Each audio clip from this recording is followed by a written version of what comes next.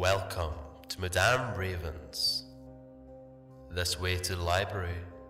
She's been expecting you.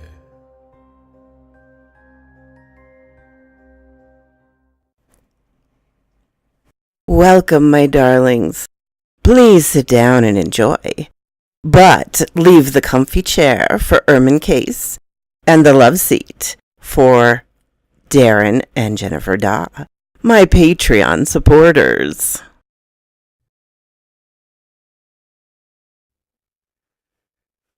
Burning Down the House, Alexander and Cook, number 5, by Ken Lewis. 1, 2, 3, 4, 5, 6, 7. I flicked the light of the bathroom off and then on again 7 times, counting every flick of the switch. Once I finished the routine, I could feel the sense of doom start to dissipate from my mind. Before leaving the bathroom, I walked over to the toilet again and took a piss. As I turned to leave, the sense of doom started to cloud over my mind again. The light switch routine wasn't enough. If I didn't perform the toilet routine, something bad might happen.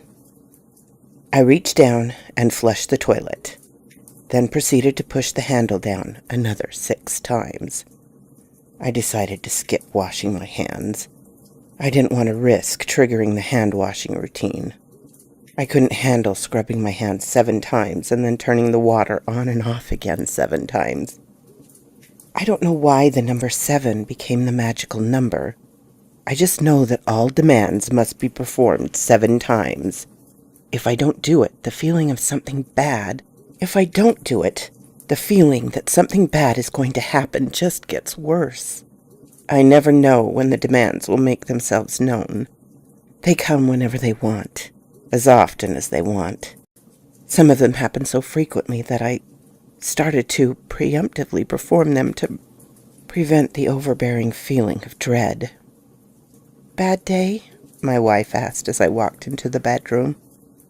"I heard you jiggle the toilet handle."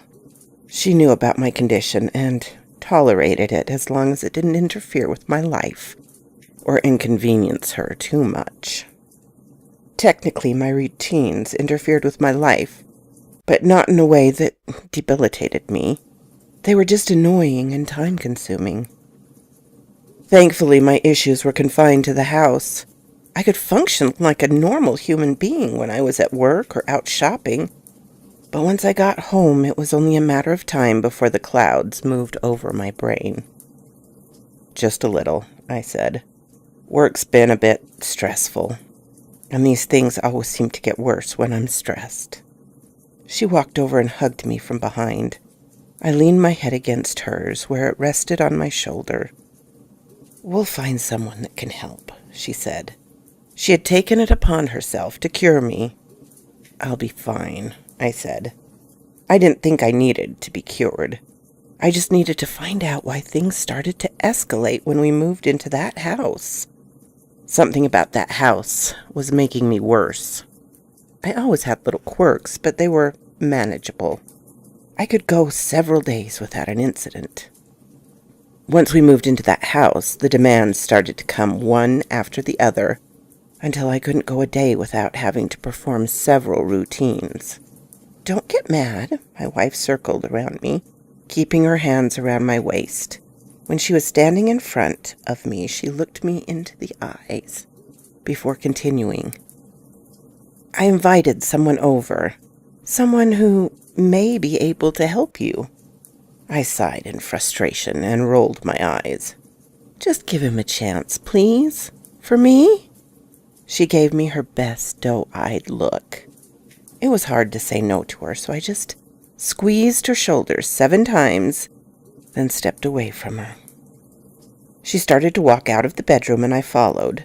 As I closed the door behind me, I started to pull the knob 7 times. When I counted the 6th pull, my hand slipped off the knob. That was not good. In order for the routine to work, I had to maintain contact. "God damn it!" I cursed. I could feel my eyes widen on the back of my head, knowing she had turned around to stare at me. The air around me became heavy as the feeling of dread intensified. I quickly grabbed the handle and pulled on it 7 times, then performed the routine 6 more times to erase the failed attempt. By the time I'd finished, a light sheen of sweat had formed on my forehead. I took a deep breath and let go of the handle, and stepped away from the door. The feeling hadn't left completely, but it subsided enough for me to walk away. If I am honest, that feeling of dread never went away completely. Not since we moved into that house.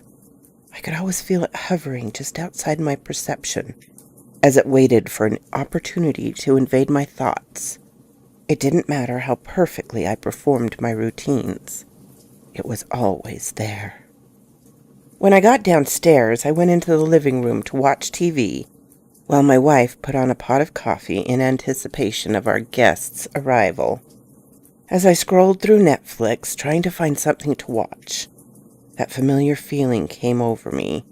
I could feel it worm its way into my brain, and started to demand I turn off the TV. A new routine was being thrust upon me. I'd never felt compelled to turn the TV off. I tried to fight it, but I couldn't. I turned the TV off, and then on again 7 times. Disgusted with myself, I walked into the kitchen. "That probably wasn't good for the TV," my wife said as she pulled some mugs down from the cabinet. "You're probably right," I snapped at her, "but it's not like I can stop myself." She gave me a look that warned me I had almost crossed the line of her patience. "Sorry," I apologized. Her expression softened when she saw the pained look on my face. I didn't mean to snap. I just get so frustrated at myself for giving in to the demands so easily. That was when the doorbell rang. "Why don't you go have a seat in the dining room?" my wife suggested as she went to answer the door. When she returned, she was followed by 2 men. The shorter man, who she introduced as Father Cook, was obviously a priest. The taller man, dressed entirely in black, whom she introduced as Mr. Alexander, made me feel uneasy. There was something off about him. He had this way of looking at me that made me feel like he could see right through me. That look seemed to exacerbate my sense that something bad was going to happen. "This is my husband, Gary," she said as everyone took a seat around the table. I nodded at the men, then slid my hands off the table and placed them in my laps. I didn't like shaking hands, and thankfully neither man offered theirs in greeting. As I sat and waited to hear why my wife had called a priest and whatever Mr. Alexander was, I clenched my fists 6 times and tried not to make a fool out of myself. Father Cook laid a large roll of papers he was holding onto the center of the table. As I eyed Mr. Alexander, I noticed he was carrying a small black box that he sat on his lap. He smiled when he noticed I was watching him and placed his hands protectively over the box. "Coffee?" my wife asked as she set the mugs on the table and began to pour the steaming liquid into them. "Thank you," both men said in unison as they reached out and took the offered cups. I'm sorry," I finally blurted out. "I don't understand how you can help me. I'm afraid this is just going to be a waste of your time." "On the contrary, Mr. Bauer, I think we may be the only ones capable of helping you," Mr. Alexander said. As he spoke, he helped Father Cook unroll the large sheet of papers to reveal a set of blueprints to our house. I looked over at my wife while waiting for them to continue. "Your wife explained your situation to us." Father Cook noticed me looking over at my wife. "While OCD isn't reason enough to call a priest, it can be a sign that something more sinister is at work." "Sinister?" I raised my eyebrows. "Heaven and hell exists," Mr. Alexander set the box he was holding on the table, "and they are nothing like you've been led to believe." He finished speaking He turned the box towards me and slowly opened the lid. I quickly stood up, causing my chair to fall over backwards as I moved away from the dismembered hand that crawled out of the box. "What the hell is that?" I cried out. My wife came over and placed her arm around my shoulders to calm me. "I didn't believe it when I first saw it either," she tried to reassure me. I stood and stared at the hand as it began to tap its index finger impatiently. I didn't notice it at first, but I had started to tap each one of my fingers against my thumb while I counted to 6 repeatedly. "Did you really have to do that?" Father Cook chided Mr. Alexander. "My apologies, Mr. Bowers. I felt the best way to introduce to the world that haunts you is to just throw it out there." Mr. Alexander sounded sincere. "What?" Things had really gotten weird, really fast. "I think you need to hear them out," my wife said as I picked up my chair and sat back down. "I'm going to step away for a moment and give you boys some privacy. Trust them." She kissed me on the top of my head and then left the room. "This is Lefty," Mr. Alexander gestured to the animated hand. "He's the unfortunate victim of a botched summoning spell." "Victim?" Father Cook laughed while shaking his head before turning to me. "Lefty is a demon. I don't want to get into the specifics how he came to be trapped in that hand, but I assure you he is not a victim." While he spoke, Lefty rolled over onto his knuckles and gave the priest the middle finger. "I think that's enough out of you," Father Cook said as he scooped up the hand, placed it back in the box, and handed it to Mr. Alexander. "Have you noticed anything different about your routines since we got here?" Mr. Alexander asked. "No, wait." I didn't realize it at first, but I'd been counting to 6 instead of 7 since they had arrived. I looked up to see Mr. Alexander smiling. "You've started to count to 6 instead of 7, haven't you?" "How did you know that?" I didn't think I was counting out loud. "Numbers have a power. The reason you've been counting to 6 is because you are an empath. You can feel the presence of angelic and demonic creatures. You subconsciously became aware of Lefty's presence. That triggered a change in your routine, as you unknowingly tried to defend yourself against the perceived threat. The greater the threat, the more often your routines are triggered." I laughed.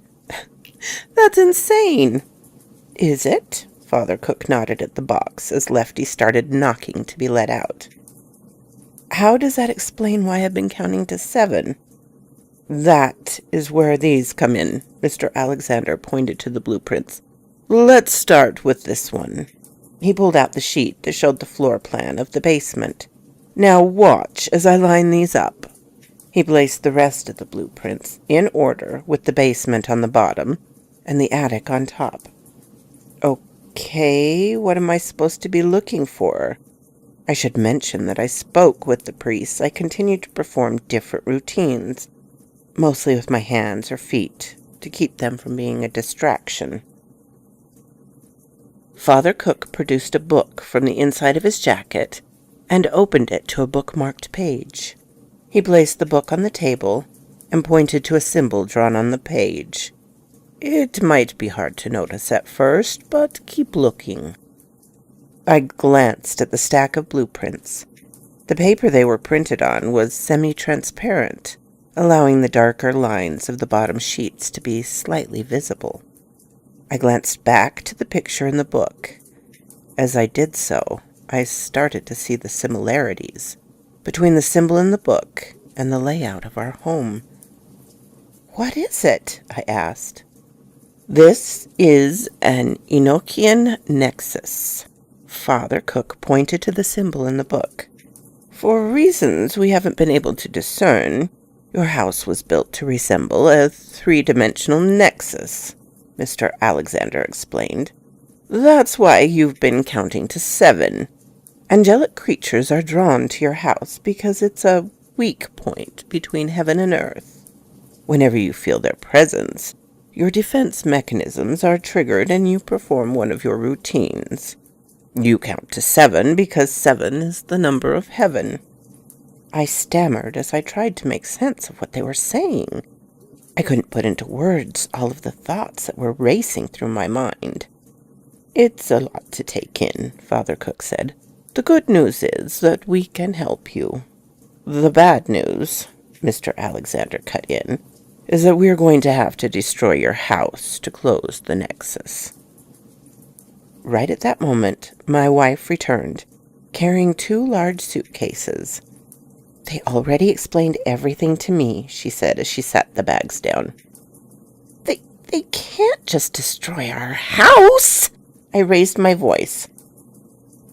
I can't live this way. My wife fixed me with her tired eyes. At that moment, I could see the toll my issues had placed upon her. She was as much a victim of my condition as I was. They assure me the insurance will pay for the house. We just can't be here when they destroy it. What about work? I already took care of that. I told your boss I was taking you on a surprise vacation. Where? I asked. It wouldn't be a surprise if I told you. I loved seeing her smile. Okay, I said. You said that 7 times, Mr. Alexander noted. I think it's time we conclude our business before the creatures using this nexus figure out what we're up to. As we all got up from the table and gathered our things, I stopped and turned towards the priests. How are you going to do it? I had to know. Mr. Alexander opened the box that held the demonic hand. Lefty has become an accomplished arsonist in the short time he's been with us. I'm confident he can make it look like an accident. The hand rolled over onto its side and gave me a thumbs up. So quoth this raven.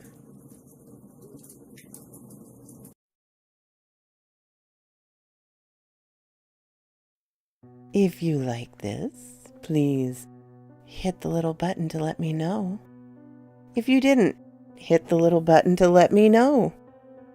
Leave a comment. I'm always glad to talk with you, my darlings.